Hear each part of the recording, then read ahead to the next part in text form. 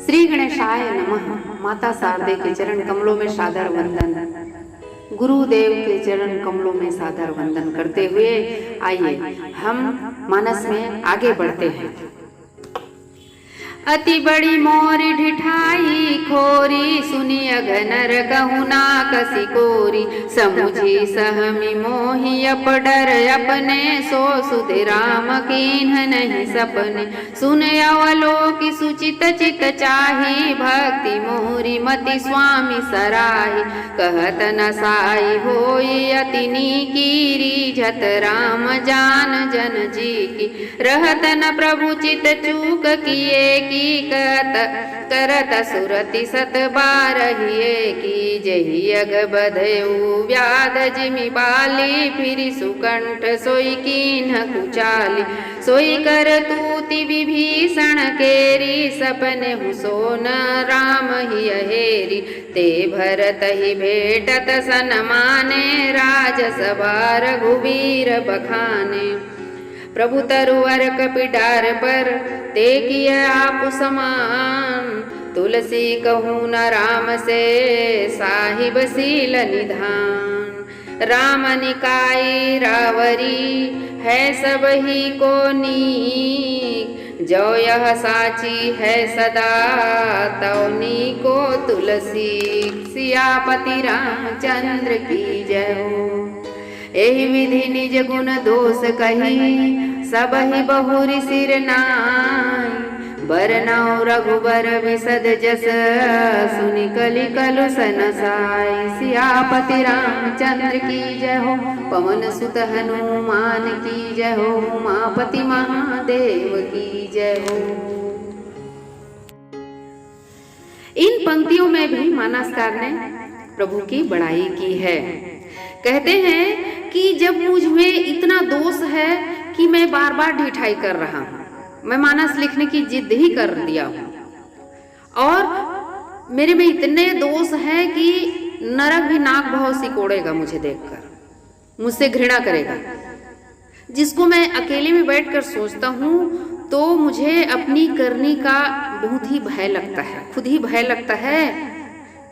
सो उसका श्री रामचंद्र जी ने स्वप्ने में भी ख्याल नहीं किया, और नहीं किया तो अच्छा ही किया कहते हैं। क्योंकि यदि ख्याल किए होते अथवा देख और सुनकर मन में विचार किए होते तो मेरी कहाँ गुजर होती। लेकिन स्वामी श्री रामचंद्र जी ने तो मेरी मति और भक्ति की प्रशंसा ही की है। यह बात अथवा यह प्रेम कहने योग्य नहीं है। तुलसीदास जी कह रहे हैं कि यह कहने की बात नहीं है कि प्रभु ने मेरे दोषों का ख्याल नहीं किया, और ये अच्छा ही किया, मेरे लिए बहुत ही अच्छी बात है। इसको कहना नहीं चाहिए, फिर भी मैं कह दे रहा हूँ। क्यों नहीं कहना चाहिए? क्योंकि अच्छी बात कहने और सुनने से नष्ट हो जाती है। कहते हैं अच्छी बात, अगर कुछ अच्छा कार्य हमने किया तो उसका हम बार बार बखान करें, ये अच्छी बात नहीं है। या किसी ने हम पर कृपा की, वह भी ज्यादा बताने योग्य नहीं है। कहते हैं जैसे कोई पुण्य कार्य कोई व्यक्ति करता है और उसकी लोगों से चर्चा करता है कि मैंने अमुक यज्ञ में ये चढ़ाया, अमुक राम कथा में मैंने इतना दान दिया, अमुक पूजा पाठ में मैंने इतना किया, मैंने इसको इतना दिया। ऐसे अपने पुण्य का खुद ही बखान करने से वह पुण्य नष्ट हो जाता है। कहते हैं तो तुलसीदास जी कहते हैं कि मुझे भी शांत ही रहना चाहिए। कहते हैं हाँ, यह निश्चित सिद्धांत है कि श्री रामचंद्र जी अपने भक्त के हृदय की बात को जानकर रीझ जाते हैं, और जैसे ही उनकी प्रार्थना करो वे झट से सुन लेते हैं। ये उनकी कृपा बहुत अच्छी होती है। उन प्रभु के चित्त में भक्त की उस चूक का, उस भूल का कोई ख्याल नहीं रहता, जो कभी कभार हो जाया करती है। यह तो सत्य है। वरना हम सांसारिक जीवन में जीते हुए कितनी भूलें करते हैं।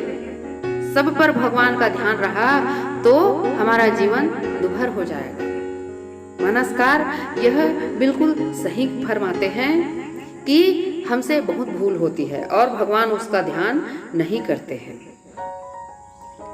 वे कहते हैं कि 100 बार उसके धार्मिक विचार का ख्याल करते हैं और जिस पाप के कारण उन्होंने एक व्याध के समान बाली को मार डाला, छुपकर बाली को मारा था, उसकी गलती क्या थी सबको पता है।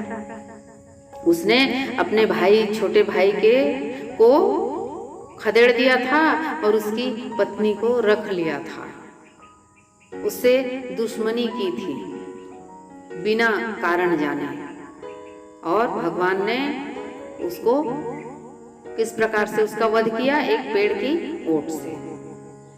तो यहाँ पर हम पाते हैं कि भगवान ने उस गलती से, उसी गलती के कारण बाली को मार दिया। वही गलती सुग्रीव किया तो उसको उसने क्षमा कर दी। विभीषण ने भी गलतियां की, किंतु विभीषण को भी उन्होंने बहुत क्षमा किया। श्री रामचंद्र जी स्वप्न में भी किसी की गलती की खोज नहीं करते अगर श्रद्धा भाव से उनका नाम लिया जाए।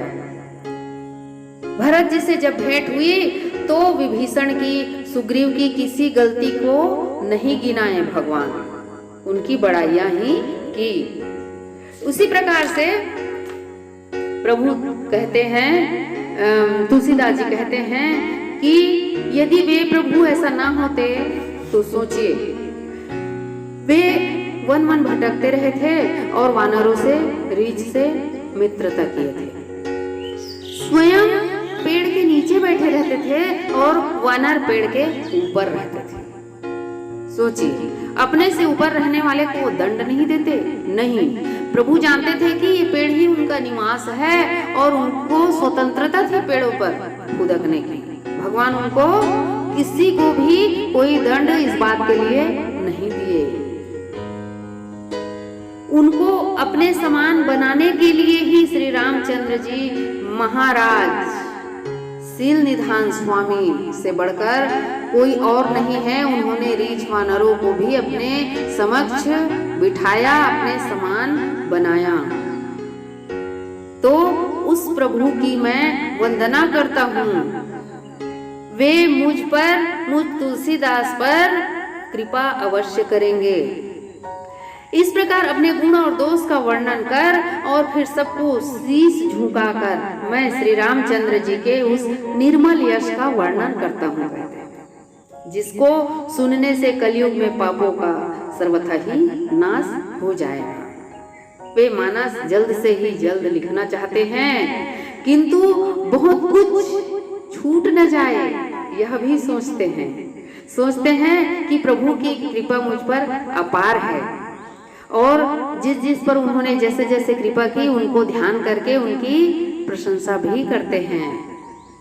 तो तुलसीदास जी के इसी विनीत भाव को हम नमन करते हैं। अब कथा शीघ्र ही इधर वे लिखना प्रारंभ करेंगे। तो मानस प्रेमी सज्जनों, आप भी सुनते रहिए, मानस का आनंद उठाते रहिए और मानस में डुबकी लगाकर प्रभु की भक्ति प्राप्त करते रहिए। जय सिया राम।